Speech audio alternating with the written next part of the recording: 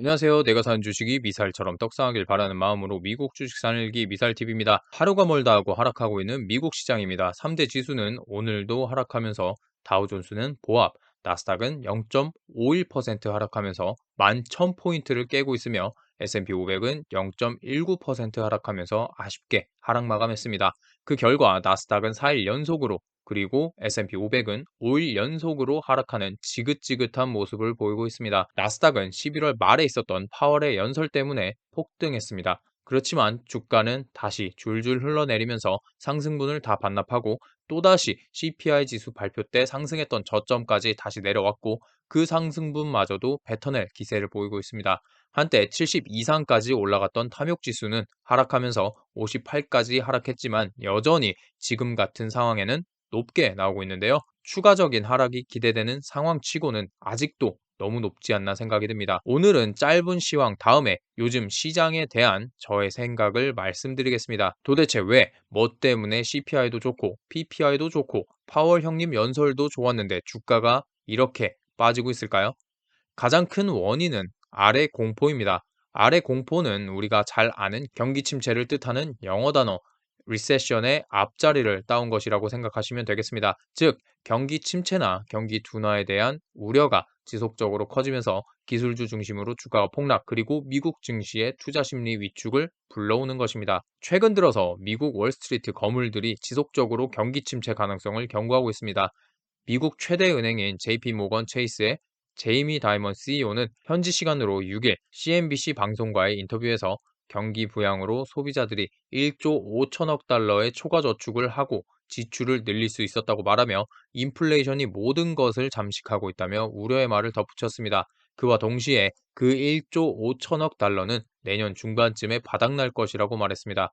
동시에 또 다른 거물인 데이비드 솔로몬 골드만삭스의 CEO는 내년 미국의 연착륙 가능성은 35%이고 경기 침체 가능성이 더 높다고 강조했습니다. 뱅크 오브 아메리카의 브라이언 모이니안 CEO도 마찬가지로 미국 경제가 내년 첫 3분기 동안은 위축세를 보일 것이라고 언급했습니다.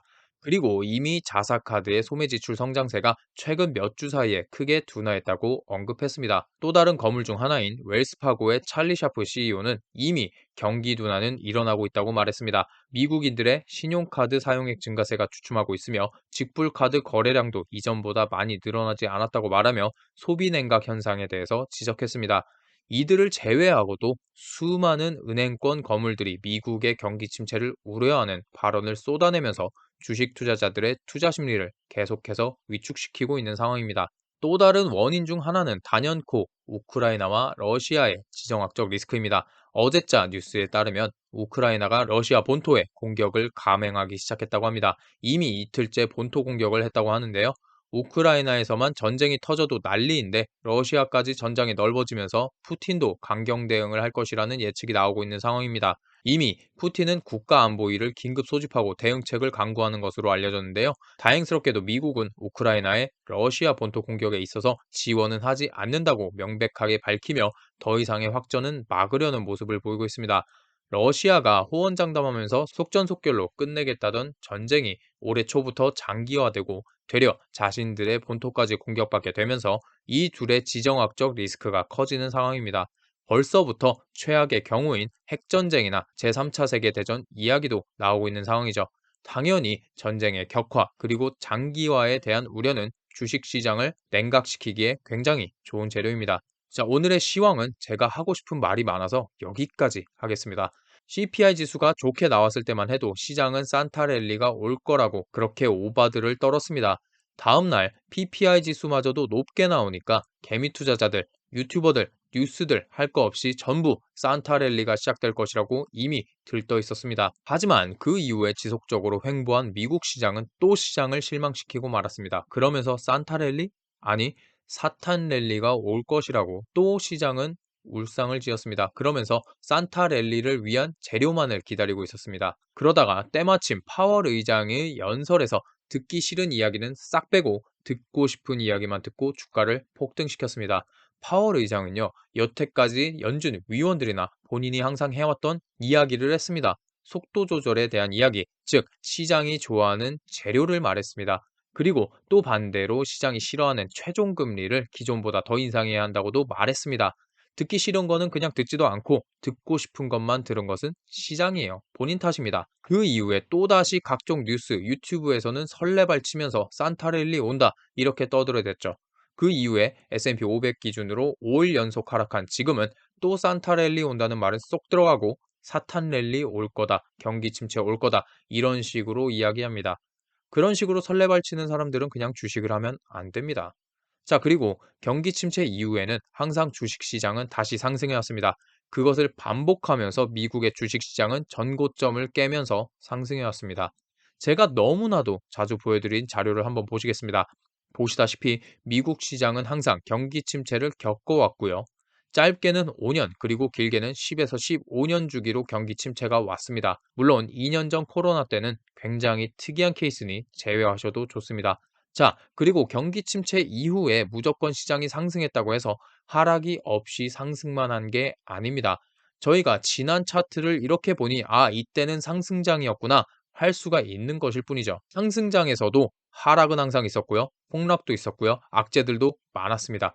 자, 그러니까 그냥 주식시장은 결국 하락장 하나만 견디는 게 아니라 상승장에서도 비일비재한 하락, 폭락, 악재들 전부 다 견디는 게 승리하는 겁니다. 베베 꼬인 분들은요, 주식의 대가들, 예를 들면 워렌 버핏이나 피터 린치 같은 장기 투자자 혹은 투자의 대가들에 대해서 뭐라고 말하냐면요. 저거 다 운 좋아서 미국 시장이 상승한 과거를 잘 타고 나서 된 거다. 이러는데요. 참 어처구니가 없습니다. 그분들이 주식 투자를 평생 하면서 상승장만 맞이한 것도 아니고요. 하락장 다 견디면서 자신의 신념과 투자법을 지켜서 그런 부를 손에 넣을 수 있었던 겁니다. 그리고 엄밀히 말하면 운도 실력입니다. 왜요? 주식 시장에 남아 있었기 때문에 그런 운을 경험할 수 있었던 것이죠. 하락을 견디지 못하고 보유한 주식을 팔아넘긴 사람은 그 운을 타고날 수 있었을까요? 당연히 나 빼고 남들은 다 돈 번다고 찡얼대면서 그저 다른 사람들의 수익은 운이 좋았다면서 그들의 성공을 폄훼했을 겁니다. 2020년 코로나 때는 워렌 버핏도 치매 걸렸다고 욕하던 사람들이 많았습니다. 그때나 지금이나 똑같이 장기 투자를 하겠다는 사람들은 바보 멍청이가 되어 있죠. 지금은 예금이 좋다, 인버스를 해라, 쇼쳐라, 지금 시국에 무슨 장기 투자냐 하는 사람들에게는 저도 마찬가지로 바보 멍청이 머저리입니다. 한번 보겠습니다. 과연 짧게는 3년, 길게는 5년 후에 제가 어떤 영상을 올리고 있을지를요. 여러분들도 그때까지 저의 투자를 지켜봐 주시기 바라면서 오늘 영상을 마치도록 하겠습니다. 오늘 영상도 도움이 되셨다면 좋아요와 구독 그리고 알림 설정까지 부탁드리겠습니다. 감사합니다.